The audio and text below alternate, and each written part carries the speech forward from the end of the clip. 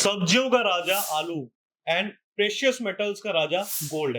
आप सबने सुना है कि आलू और गोल्ड का एक रिलेशन है, जो आज से 4-5 साल पहले राहुल गांधी जी ने हमें बताया था कि इधर से आलू डालूंगा, ऐसी मशीन बनाऊंगा कि उधर से सोना निकलेगा। आज के टाइम पे हम उसी आलू और सोने का कंपैरिजन करेंगे बहुत अच्छे स्मार्ट तरीके से। आप लोग जानते हो आज के टाइम पे कि शुरुआत से लेके आज तक जितने भी आप सब्जियां देखते आ रहे हो, उन सब में आलू को राजा बोला जाता है। क्यों? क्योंकि कोई भी ऐसी सब्जी नहीं है, बहुत रेयर ऐसी कोई सब्जियां हैं जो बिना आलू के बनती है। और अगर किसी के घर में कोई सब्जी भी नहीं है ना, तो वो सिर्फ आलू को तड़का मार के एक टमाटर आलू की सब्जी बनाता है, इतनी स्वाद बनती है। अगर आपने देखा होगा कि मंडी में, क्योंकि आलू इतना प्रीशियस है और सबके घरों में आलू आपको दिखने वाला है, तो दैट मीन्स कि आलू की डिमांड ज्यादा है, आलू ज्यादा खरीदा जाता है।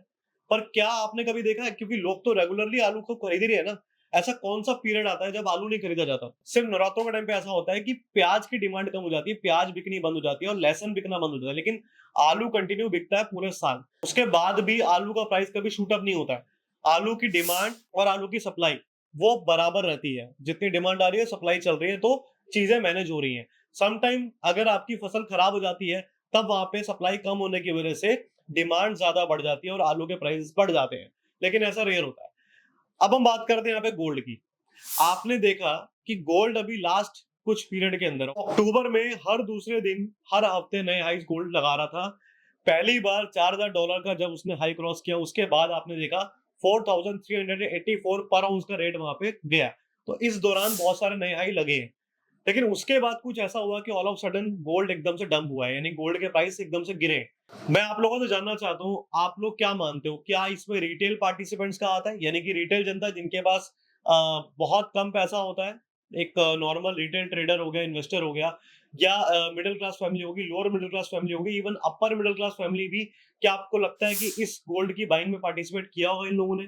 चाहे इंडिया हो, चाहे वर्ल्ड की कोई भी पॉपुलेशन हो, कोई भी माइंडसेट का बंदा हो ना, आप भी जानते हो इंडिया के अंदर तो लोग हमेशा डिस्काउंट मांगते हैं। इवन अगर कुछ भी खरीदेंगे ना, अगर एक बंदा दुकान पे सुई लेने भी जाएगा ना, तो दुकानदार से बोलेगा, भाई उधर 2 रुपए की मिल रही है, तू 5 रुपए की दे रहा है, 2 रुपए की लगा। ये होता है कि नहीं होता, आप भी जानते हो। अगर ये नहीं बोलेगा तो कुछ डिस्काउंट मांगेगा अपने अलग तरीके से। तो यहाँ का जो कंज्यूमर है ना, उसको हर चीज में डिस्काउंट चाहिए, और अगर फ्री मिल जाए तो ज्यादा बेहतर है। तो आपको क्या लगता है कि 1.5 लाख रुपए के भाव पे गोल्ड को परचेस कर रहा होगा इंडियन कंज्यूमर, या 1 लाख रुपए के भाव पे जिसने देखा है गोल्ड का 50,000 का भाव, क्या वो 1 लाख के भाव पे डिमांड क्रिएट करेगा, यानी कि बाइंग में पार्टिसिपेट करेगा? कभी नहीं। उसी तरीके से वर्ल्ड का कोई भी कंज्यूमर हो ना, उसको जब दिख रहा है कि 50,000 का गोल्ड, मतलब उनके लिए डॉलर्स में है, मैं अपने इंडिया की बात, 50,000 का गोल्ड अगर 1 लाख चला गया, 1.25 लाख चला गया, तो कोई पार्टिसिपेट नहीं कर रहा।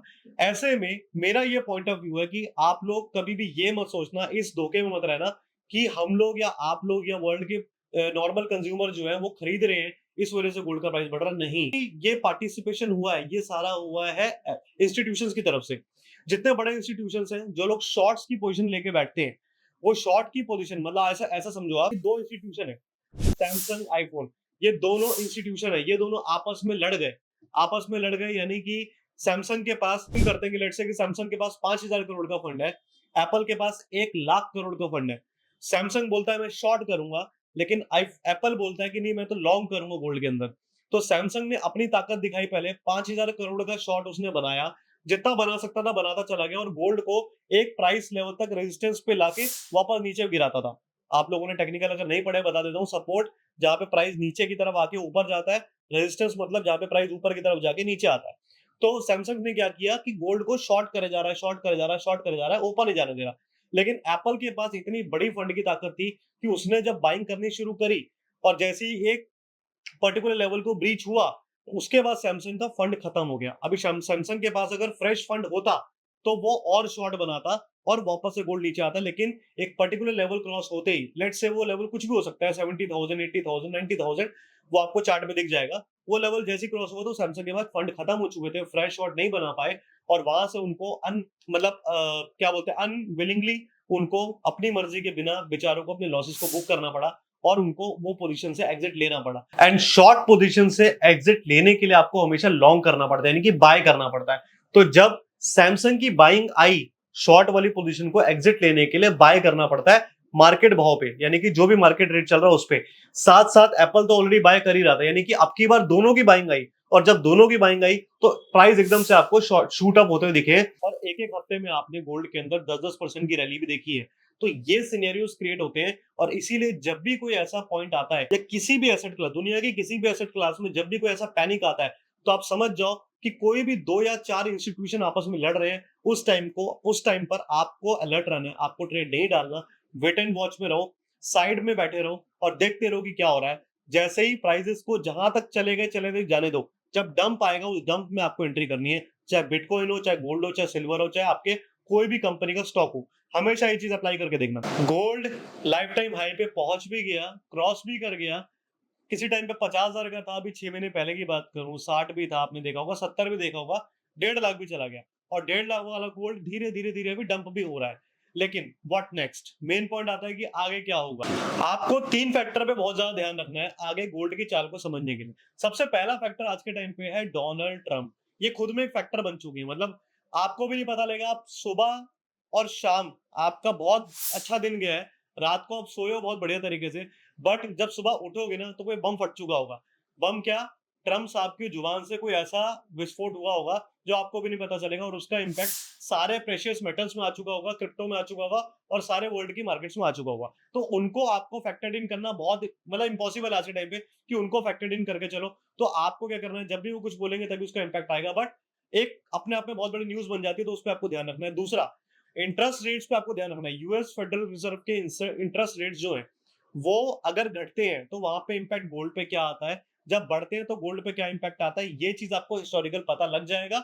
आपको वहां भी ध्यान देना है कि अगर आने वाले टाइम में आपको पता लग रहा है यूएस फेडरल रिजर्व की बातों से कि आने वाले टाइम में वो रेट कट करने वाले हैं, 3 या 4 रेट कट आने वाले डाउन द लाइन, तो आपको वहां पे ध्यान रखना है कि क्या हो सकता है, हिस्टोरिकल क्या हुआ था और आगे क्या होगा गोल्ड में, उससे आपको आइडिया लगेगा। इसके बाद बात करते हैं ईटीएफ इन्फ्लोज के। ईटीएफ क्या होता है? एक्सचेंज ट्रेडेड फंड, जहां पे आपका जो गोल्ड है ना वो सिर्फ पेपर गोल्ड है, यानी कि वो फिजिकल नहीं है, वो पेपर गोल्ड है, सॉफ्ट गोल्ड है। आपने ईटीएफ में अगर इन्वेस्ट किया गोल्ड के अंदर तो आप स्लोली स्लोली हर महीने, हर दिन, हर हफ्ते आप उसमें इन्वेस्टमेंट कर सकते हो। वो फिजिकल गोल्ड नहीं है, वो आप परचेस करे जा रहे हो, करे जा रहे हो। जब भी आपको लगेगा कि मुझे निकल जाना चाहिए, रेट बढ़ गए, तो आप एग्जिट ले सकते हो। That is called digital asset हो गया आपका। तो वो भी आपको ध्यान रखना है कि फिजिकल गोल्ड यानी ईटीएफ के अंदर कितना इन्फ्लो आ रहा है पूरे वर्ल्ड का, सिर्फ इंडिया का नहीं, पूरे वर्ल्ड में कितना इन्फ्लो आ रहा है उस पर भी आपको ध्यान रखना है। इसके बाद बहुत बड़ा पॉइंट आता है दिवाली। दिवाली, धनतेरस, धनतेरस से लेकर दिवाली तक गोल्ड में बहुत ज्यादा बाइंग होती है।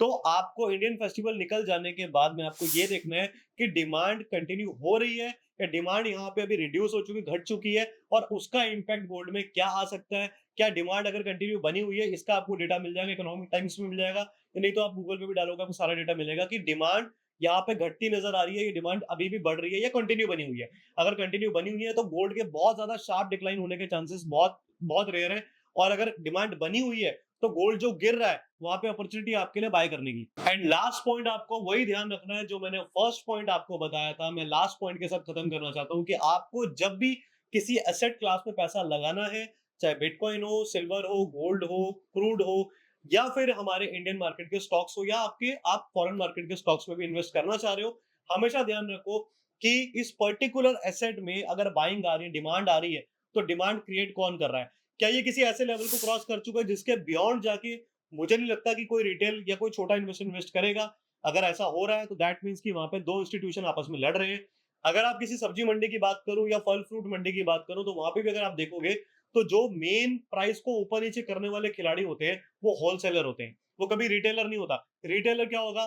200 ग्राम, 300 ग्राम, 500 ग्राम, 1 kilo, 2 kilo, 5 kilo, 10 kilo, 20 kilo, 30 kilo ले लेगा, या घर पे अगर कभी उसके कोई फंक्शन भी आ गया तो 50 किलो आलू ले लेगा, या 20 किलो गोभी ले लेगा, 40 किलो टमाटर ले लेगा। लेकिन क्या वो एक क्विंटल में बात करेगा? क्या वो ट्रक का सौदा करेगा कि मुझे पूरा ट्रक चाहिए? क्या वो पूरी की पूरी मंडी का सौदा करेगा कि इस मंडी में जितना माल उतरा है मेरे को दे दो? तो ऐसे में जो इस तरीके के सौदे करते हैं उनसे बाजार हिलता है, यानी कि उनसे प्राइस हिलते हैं। कि छोटे मोटे लोगों से कोई फर्क नहीं पड़ता, 200-500 ग्राम, 1 किलो, 2 किलो, 50 किलो वाले से कोई फर्क नहीं पड़ता। तो आपको हमेशा ध्यान रखना है कि बड़े इंस्टीट्यूशंस क्या कर रहे हैं, उनका डेटा पढ़ो। अगर बाइंग बनी और उस टॉप पे रिटेलर ने एंट्री मारा तो रिटेलर हमेशा टॉप पे फंसता है, तो आपको अलर्ट रहना है कि अभी कमिंग डेज में डंप आ सकता है और बड़ा डंप आ सकता है, क्योंकि रिटेलर को हमेशा ऊपर के माल चिपकाया जाता है। बड़े प्लेयर रिटेलर को ऊपर के माल पे माल बेचते हैं और डंप कर देते हैं, तो ये चीज का ध्यान रखना है। इसके अलावा चॉइस इज योर्स कि आपको गोल्ड अभी परचेस करना है कि नहीं करना। मैंने को कुछ पॉइंट्स बताए हैं। फैक्टर बताएं, साइकोलॉजी बताइए कि बाजार में ट्रैप नहीं होना, आपको हमेशा बढ़े हुए प्राइसेस पे ट्रैप नहीं होना। कोशिश करना है कि अगर मार्केट वन साइडेड है, ट्रेंड अच्छा है, बाइंग आ रही है, डिमांड आ रही है, तो बाय ऑन डिप करके चलो। कभी भी ऊपर के टॉप के लेवल को मत फंसो। अभी जैसे डिप आई हुई है, बाय कर सकते हो थोड़ा सा। अगर आपके पास 1 लाख रुपए थे पहले लगाने को, 60,000 का जब गोल्ड था तो आपके पास 1 लाख रुपए लगाने को थे। अभी गोल्ड आ गया 1,40,000 पे, एज्यूम करना एग्जांपल के लिए। तो आप 1,40,000 पे 1 लाख रुपए मत डालो, आप सिर्फ 10,000 रुपए डालो। एक 30 आएगा फिर 10 डालो, एक 20 आएगा फिर 10 डाल दो, 1 लाख रुपए आएगा 40,000 रुपए डाल दो। तो मोटा मोटा 1 लाख के आसपास की आपकी एवरेज रहेगी और आपका लाख रुपए इन्वेस्ट हो जाएगा, जिससे कि आप 60 में तो नहीं ले पाए, लेकिन ऐसा तो नहीं गोल्ड वापस 60 आ जाएगा। तो आपने 1 लाख रुपए के आसपास इन्वेस्ट कर दिया। गोल्ड अभी बढ़ता है तो ठीक है, नहीं बढ़ेगा, अगर नीचे भी आता है तो वो तो आपके लिए एक सेफ हेवन है ना। आप तो अगले 10 साल के लिए होल्ड करने वाले हो, या अपनी बेटी की शादी के लिए, या अपनी खुद की शादी के लिए, या पेरेंट्स के लिए, या वाइफ के लिए। तो लॉन्ग टर्म इन्वेस्टमेंट है ना। तो 1 लाख आए तो भी ले लो, 50 आएगा तो भी लोगे, 60 आएगा तो भी लोगे, 2 लाख जाएगा तो भी लोगे। लेकिन आपको प्राइस डिस्कवरी नहीं करना है, आपको बस अच्छे लेवल पे आपको बाय ऑन डिप करते चले जाना है, दैट्स ठीक है। तो आज का वीडियो इतना ही था। अगर आपको पसंद आया हो, कुछ चीजें समझ में आई हो, प्रैक्टिकल बातें लगी हुई हो, और लोगों के कॉन्टेक्स्ट से थोड़ा डिफरेंट हमारा कॉन्टेक्स्ट लगाओ, तो उसको लाइक करना, शेयर करना, सब्सक्राइब करना चैनल को, एंड कमेंट जरूर करना अगर वीडियो अच्छी लगी। Thank you so much.